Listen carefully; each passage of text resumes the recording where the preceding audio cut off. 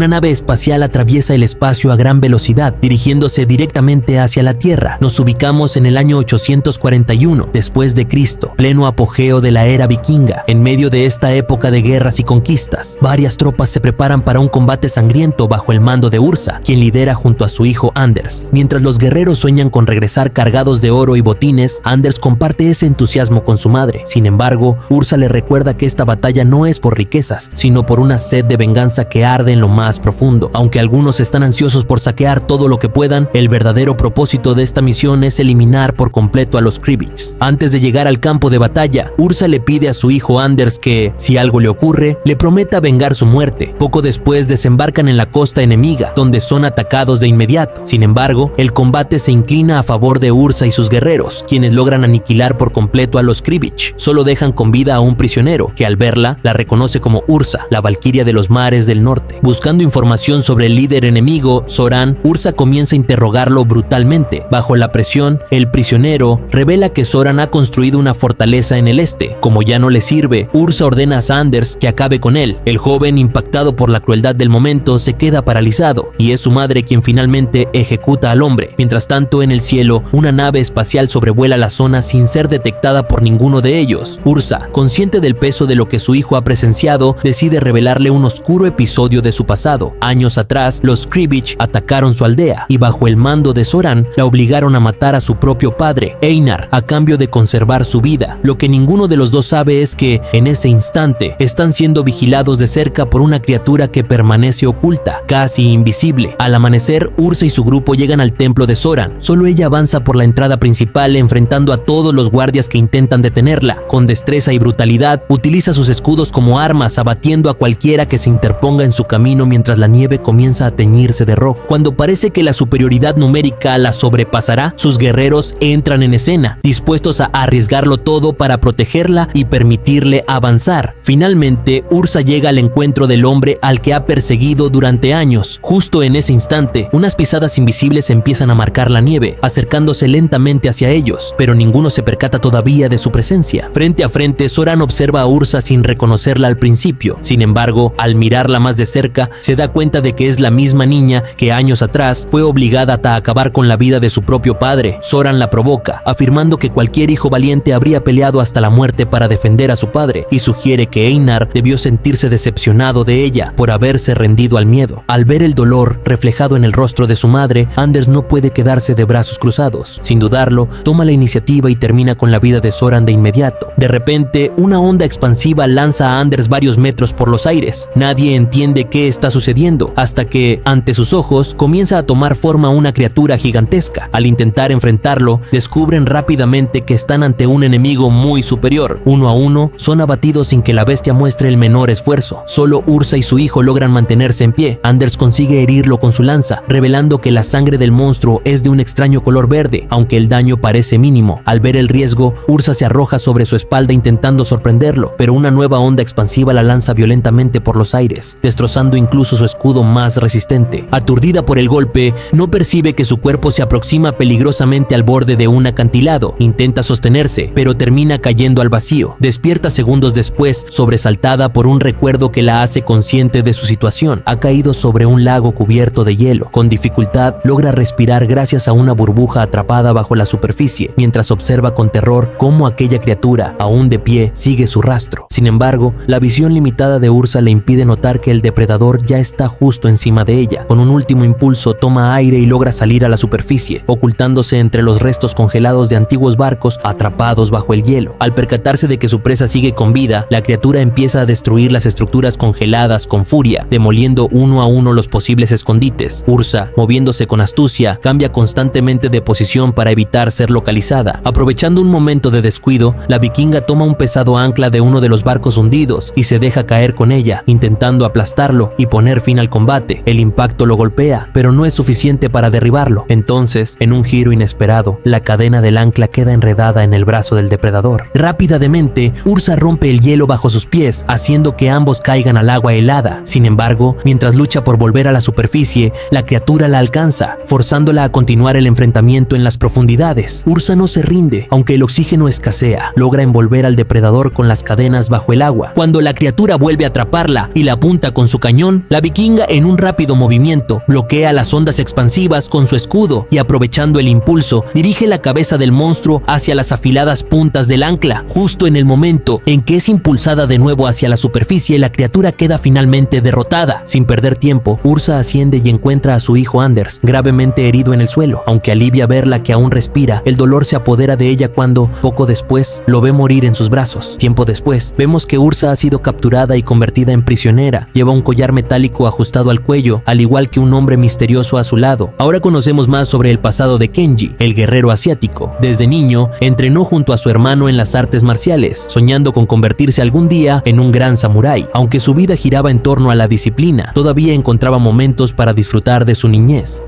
Viajamos a Japón en el año 1609. Su padre, buscando designar a su sucesor, entregó a cada uno una katana, con la condición de que midieran su valentía enfrentándose entre sí. Sin embargo, cuando llegó el momento, Kenji bajó la espada, incapaz de atacar a su propio hermano. Al principio, Kiyoshi pensó igual, pero al ver la decepción reflejada en el rostro de su padre, quien les retiraba el título de sucesor a ambos, cambió de opinión. Entonces, empuñó su katana con firmeza y arremetió contra Kenji. El ataque fue tan repentino que apenas pudo defenderse. Aún así, logró esquivar el golpe, aunque terminó con una herida en el rostro y una amarga sensación de traición. Desilusionado por la traición de su hermano, Kenji decidió huir del templo esa misma noche. 20 años más tarde, el padre de Kenji y Kiyoshi fallece, y es Kiyoshi quien finalmente hereda el título de sucesor. Mientras las campanas resuenan por toda la aldea, descubrimos que Kenji ha vivido todo ese tiempo apartado, llevando una vida humilde como campesino. Al enterarse de la muerte de su padre, decide regresar, armándose nuevamente con sus katanas y cuchillas, listo para enfrentar lo que venga. Mientras Kiyoshi rinde homenaje a su difunto padre, en otro punto del planeta, un nuevo depredador ha llegado a la Tierra. Desde las sombras, observa a un grupo de personas que transitan por la zona, seleccionando cuidadosamente a su próxima presa. Un guardia, sin sospechar el peligro, se acerca a la orilla de un lago. Allí es emboscado por Kenji, quien había permanecido oculto dentro de un tronco. Mientras Kenji se prepara para reclamar el trono, ignora que ahora él mismo ha sido marcado como objetivo por el depredador, que lo acecha desde mucho más cerca de lo que imagina. Deslizándose entre las sombras, Kenji avanza sigilosamente hacia su hermano, salta de techo en techo en el templo, pero un guardia lo detecta por accidente. Antes de que el centinela logre hacer sonar la campana para dar la alarma, Kenji lo intercepta y lo neutraliza con precisión. Utiliza todas sus habilidades para eliminar silenciosamente a los vigías, evitando que el resto se entere de su presencia. Sin embargo, no contaba con los puestos de vigilancia extra. Al ser descubierto por uno de ellos, la alarma finalmente suena y los guardias junto a Kiyoshi se preparan para un enfrentamiento brutal. Rápidamente el lugar se llena de bombas de humo, reduciendo la visibilidad. En medio de la confusión, Kenji avanza entre los enemigos, enfrentándolos uno a uno, pero asegurándose de no dañar a su hermano, con quien finalmente se encuentra cara a cara después de tantos años. Sin perder tiempo, Kiyoshi inicia el duelo con un certero ataque de katana. Aunque Kenji no posee un arma igual de poderosa, no se deja intimidar y responde con todo su entrenamiento. Incluso mientras Kiyoshi intenta colocarse su armadura samurái, ambos demuestran la impresionante habilidad que han forjado durante años. Kiyoshi deja claro que no necesita protección para seguir peleando. Recupera su espada y el combate se vuelve cada vez más intenso, recorriendo cada rincón del salón, sin que ninguno note que una criatura monstruosa los observa desde las sombras, acechando su próximo movimiento. Mientras el duelo continúa, Kenji empieza a dominar la pelea. Finalmente, Kiyoshi logra colocarse la armadura que su padre le había entregado años atrás, lo que despierta en Kenji una mezcla de frustración y dolor acumulado. Aún así, cuando logra superar a su hermano y tiene la oportunidad de darle el golpe final, decide contenerse. En lugar de acabar con él, le marca la misma herida en la mejilla que él recibió aquel día, perdonándole la vida como un recordatorio de todo lo que han vivido. Pero el destino tiene otros planes. En un descuido, Kiyoshi pierde el equilibrio y cae al vacío. Kenji queda paralizado, devastado por lo ocurrido, pues jamás quiso hacerle daño. Con el alma rota, alza la mirada y observa la pintura de su padre, el hombre que los llevó a ese destino trágico. De pronto, algo irrumpe en la escena. El papel tapiz se rasga, revelando la silueta del depredador, que ha estado observando todo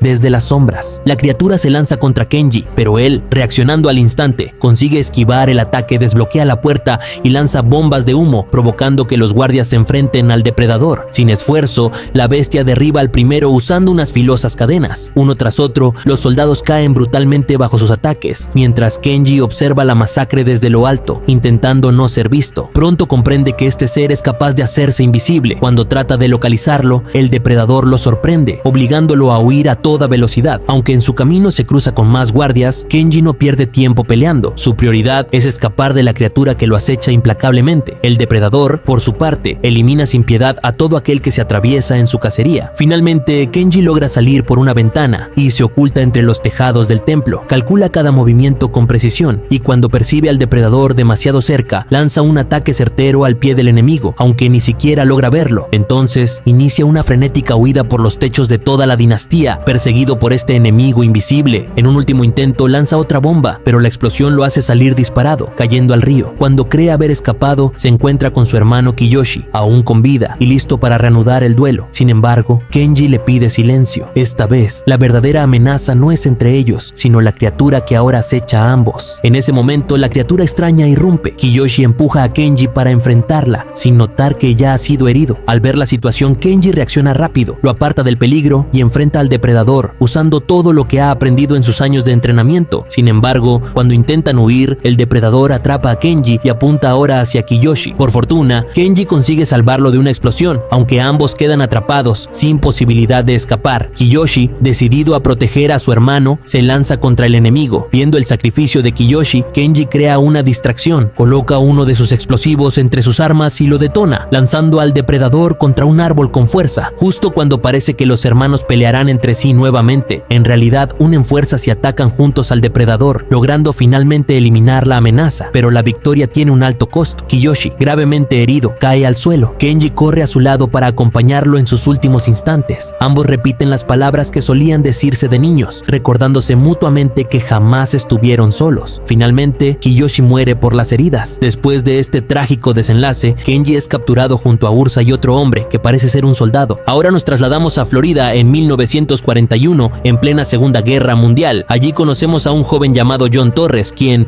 mientras conduce, intenta seguir el vuelo de un avión que surca el cielo, aunque su viejo auto no le da para tanto. Su padre, un mecánico, revisa el motor intentando resolver el desastre que su hijo provocó. En medio de la reparación, John aprovecha para confesarle su gran sueño, convertirse en piloto. Sin embargo, su padre, sin apartar la vista del motor, le responde con frialdad que ha ahogado el motor y que esta vez no va a rescatarlo. Ha llegado la hora de que aprenda a valerse por sí mismo. Acto seguido, le entrega una carta de reclutamiento militar. Un año después, en el Atlántico Norte, volvemos a encontrar a John, esta vez trabajando en el mantenimiento de un avión militar. El comandante Bundy se le acerca bromeando, preguntándole si es más hábil destrozando aviones que reparándolos. John, sin perder la oportunidad, le plantea un trato. Si logra encender el motor, ¿le permitiría volar? Con algo de esfuerzo consigue poner el motor en marcha, pero solo por unos segundos antes de que se apague de nuevo. El comandante, sin mucha paciencia, le ordena seguir trabajando. John insiste en que es piloto, no mecánico, pero el comandante no lo toma en serio. La conversación se interrumpe bruscamente cuando la base es atacada. El comandante organiza rápidamente a su equipo. Mientras John presencia los daños, uno de los aviones ha sido destrozado por unos extraños ganchos metálicos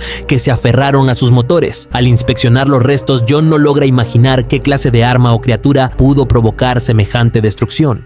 Antes de que el comandante Bundy despliegue a su escuadrón, le ordena a John que intente poner en marcha el motor. Poco después, mientras lo examina junto a Delgado, visiblemente nervioso, este último sugiere que sería mejor no meterse con ese extraño artefacto. Sin embargo, John decide seguir investigando. Usa destornilladores, un serrucho e incluso un soplete para abrir la estructura, pero es cuando el calor del fuego alcanza el metal que algo inesperado ocurre. El interior de la cuchilla reacciona justo al escuchar el motor encendiéndose. Sin tiempo para apartarse, la pieza sale disparada hacia el avión, casi hiriendo a Delgado. Además, una parte de la estructura, conectada a una cadena, se proyecta violentamente al exterior del navío, arrancando la hélice del avión. Mientras tanto, en el aire, los pilotos libran un intenso combate contra los aviones enemigos, lanzando todo su arsenal sin saber que una nave oculta los observa desde las alturas, protegida por una tecnología que escapa a su comprensión. John, al darse cuenta de que algo más sobrevuela los cielos, intenta alertar a los pilotos, pero el oficial le informa que no pueden comunicarse con ellos. Están fuera de alcance y no queda ningún piloto disponible para enviar un mensaje. A pesar de todo, Torres confía en sí mismo. Sabe que él puede volar para advertirles. Como lo sospechaba, un enemigo desconocido acecha en las nubes y ahora tiene en la mira al comandante Bundy. Aunque Delgado intenta detenerlo, argumentando que el avión apenas funciona, John lo tranquiliza y le pide un minuto para escuchar con atención el motor, igual que le enseñó su padre. Revisa cada componente, confirma que todo está en condiciones y con la aprobación de Delgado, el propulsor se activa. En cuestión de segundos, John despega para y sale volando directo hacia el peligro. Al principio,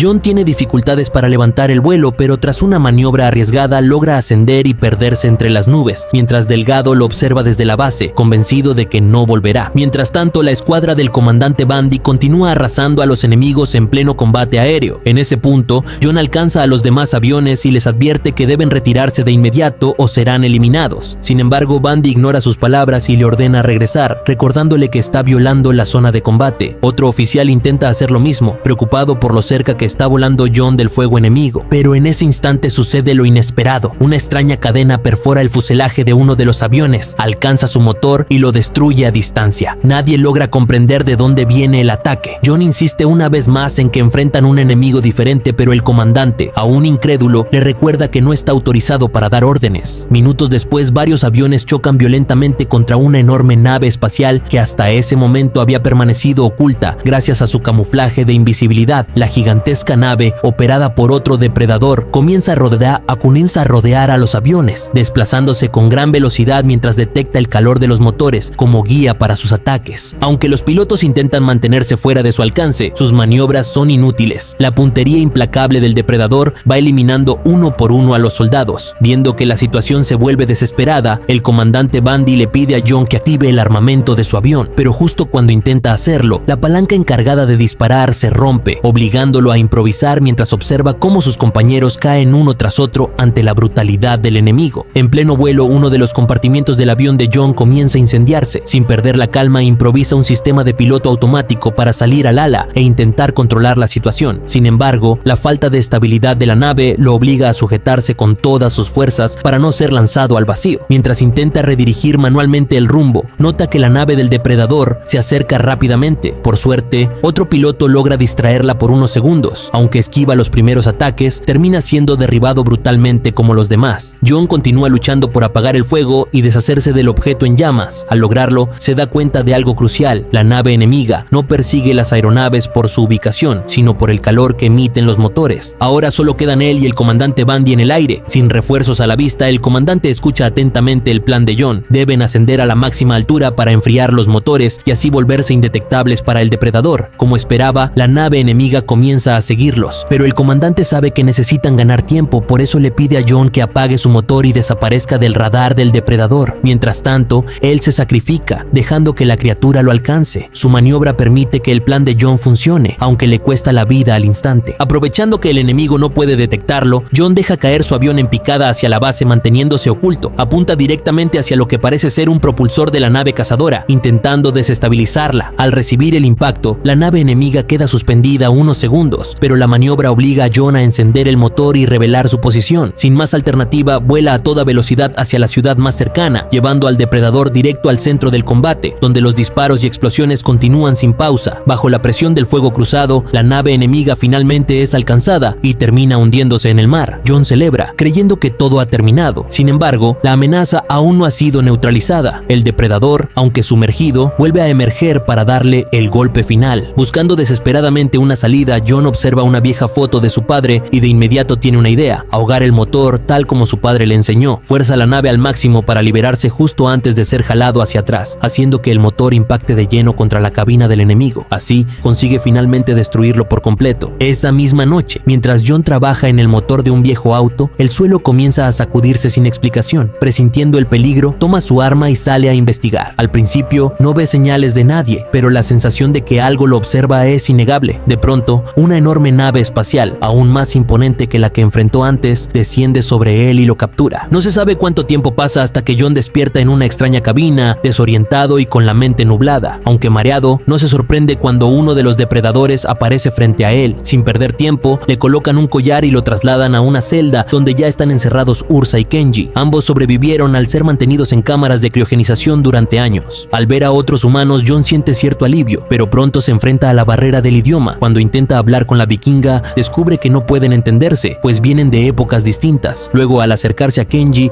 reconoce que es japonés e intenta comunicarse usando sus escasos conocimientos de su lengua. Apenas logra presentarse, pero es suficiente para que Kenji entienda la gravedad de su situación. Si no encuentran una salida, morirán ahí. Antes de que puedan planear algo, los sacan a la fuerza y los llevan ante un inmenso estadio alienígena, repleto de criaturas desconocidas que los observan como si fueran espectáculo. Al observar todo a su alrededor. Jon comprende que ya no están en la Tierra. Intenta explicárselo a sus compañeros, pero ninguno logra entenderlo. Poco después, la nave del depredador líder desciende lentamente sobre el estadio. Desde lo alto, comienza a hablar en su idioma, pero gracias a los collares que llevan puestos, una especie de traductores, los prisioneros logran entender cada palabra. El depredador les informa que deberán enfrentarse en un combate brutal, donde solo uno podrá sobrevivir y ganarse el derecho de desafiarlo en un duelo final. Para demostrar que no hay margen de desobediencia, dos depredadores obligan a uno de los suyos a colocarse el mismo collar. Al presionar un botón, su cabeza estalla al instante, dejando claro el destino de quien intente desafiarlos. Después de la advertencia, entregan a cada prisionero un arma acorde a su cultura y habilidades, preparándolos para convertirse en el cazador de asesinos. Kenji recibe una afilada katana, a Ursa le entregan una poderosa hacha vikinga, mientras que a Jon le dan un arma extraña claramente ajena a su época. Sin previo aviso, Ursa se lanza directo contra Jon. Él intenta disparar, pero su arma no responde. Trata de hacerla entrar en razón, pero ella sigue atacando, decidida a eliminarlo. Justo en el momento crítico, Kenji interviene con su espada, salvándolo. La guerrera interpreta esto como una invitación a cambiar de oponente y se prepara para enfrentar al japonés. Sin embargo, Kenji le deja claro que no tiene intención de combatir contra ella. Jon intenta explicarles que junto a su hermano logró derrotar a uno de esos monstruos trabajando en equipo. Aprovechando el momento, les propone una idea. Si unen fuerzas y logran llegar hasta la cima, donde se encuentra el depredador líder, podrían tener una oportunidad de sobrevivir, siempre y cuando le permitan a él pilotar la nave para escapar. Pero Ursa no lo comprende. Responde con frialdad, asegurando que primero eliminará a ambos y luego se encargará del rey depredador. Kenji, intentando calmarla, le pide a Jon que no la provoque y que trabajen juntos. Sin embargo, Jon malinterpreta sus palabras y, en un intento desesperado por detenerla, se lanza de forma torpe sobre Ursa. Una vez más, Kenji interviene para salvarlo, evitando que la guerrera lo lastime. Mientras tanto,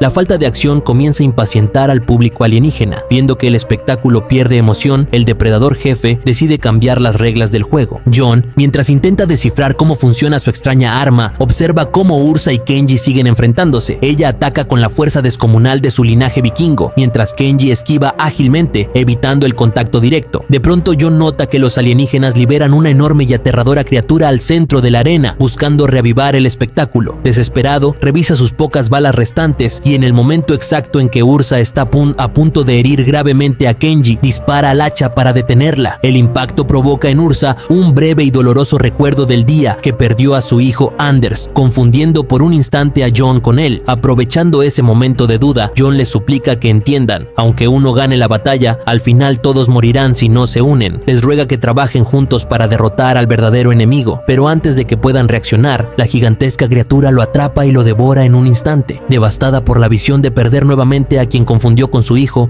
Ursa canaliza su furia y lanza un nuevo ataque brutal contra el monstruo. Mientras todo parece perdido, descubrimos que Jon sigue vivo dentro del monstruo, intentando destruirlo desde el interior. Por su parte, Kenji, gravemente herido, se arrastra en busca de su espada, mientras Ursa, superada por la fuerza de la criatura, se ve obligada a retroceder para reagruparse. Desde las entrañas de la bestia, Jon encuentra un arma perteneciente a uno de los guardias que el monstruo había devorado y comienza a disparar desde dentro, provocándole un gran daño. En ese momento, Ursa toma un objeto similar a un escudo y junto a Kenji vuelve a la carga. El guerrero japonés apunta directamente a los ojos del monstruo, cegándolo, mientras la vikinga aprovecha la abertura para abrir una profunda herida en el abdomen, justo en el sitio donde Jon sigue luchando por su vida. Juntos logran asestar el golpe definitivo que derriba a la bestia. Sin embargo, mientras retiran el cadáver del campo de batalla, nadie imagina que Jon aún permanece atrapado en sus entrañas. Kenji intenta convencer a Ursa del poder que tendrían si pelearan unidos, pero ella, aún consumida por el dolor de perder a aquel joven al que asocia con su hijo Anders, le ruega que les diga a los muchachos que pronto se reunirá con ellos. Así comienza un enfrentamiento brutal entre ambos guerreros. Ursa no deja opción a Kenji más que defenderse. Cuando por fin logra acorralarla, ella le suplica que la mate para poder reunirse con su hijo en el Valhalla, pero Kenji, recordando que solo uno puede sobrevivir, decide no continuar la pelea y baja su espada. Ursa, sin embargo, lo ataca de nuevo sin piedad, mientras Kenji se resiste a morir bajo esas reglas injustas. En ese momento, el depredador rey interviene y sentencia que ambos perecerán. Aunque Ursa insiste en que Kenji luche, él se mantiene firme en su decisión, lo que lleva al líder a activar los collares que acabarán con sus vidas. Justo cuando el final parece inevitable, Jon irrumpe a bordo de una pequeña nave y logra desactivar los collares en el último segundo. Sin perder tiempo, los tres atacan al depredador rey, pero este rápidamente vuelve a tomar el control de la situación. Ursa, en un arrebato de venganza por la pérdida de su hijo, lo embiste con furia, pero el líder demuestra ser un adversario casi imbatible. Solo cuando los tres coordinan sus ataques consiguen finalmente herirlo de forma considerable. Mientras tanto, Jon aprovecha la distracción para infiltrarse en el centro de control e intentar activar la nave. El tiempo apremia. Los humanos empiezan a perder terreno frente al poder del depredador líder, y cuando la derrota parece inminente, Jon logra encender la nave, generando una distracción crucial que permite derribar momentáneamente al enemigo. Aprovechando el respiro, Ursa evita que Kenji caiga al vacío, y ambos logran subir a bordo de la nave ayudándose mutuamente. Sin embargo, en medio del caos, el líder alienígena lanza su arma y le arranca un brazo al ninja. Aún así, Jon consigue hacer despegar la nave, pero su escape es frustrado cuando los depredadores activan un sistema de anclaje con enormes cadenas que vuelven a inmovilizarlos. Al darse cuenta de que no hay forma de romperlas desde la nave, Ursa, sin dudar, les pide a sus compañeros que no intenten rescatarla ni vengar su sacrificio. Entonces, con determinación, se lanza directamente contra los depredadores y, usando su escudo, destruye el dispositivo que los mantenía atrapados, permitiendo así que Jon y Kenji puedan finalmente escapar. Ursa desafía al depredador rey, burlándose de que, pese a todo lo que intentó, no pudo destruirla. Ahora sus hijos, refiriéndose a Anders y Jon, han logrado escapar y están fuera de su alcance. Pero para el líder de los depredadores, la verdadera cacería apenas comienza. Con un simple movimiento de su mano, ordena desplegar todas las naves para perseguir a los humanos que se atrevieron a desafiarlo. Una vez más, Ursa es capturada y encerrada en una cámara de criogenización, condenada a pasar muchos años en animación suspendida. En ese instante se revela el aterrador panorama. Estos extraterrestres llevan siglos recolectando y congelando criaturas de distintas especies como trofeos de su retorcido entretenimiento. Entre las muchas víctimas vemos también a Naru, atrapada desde 1719.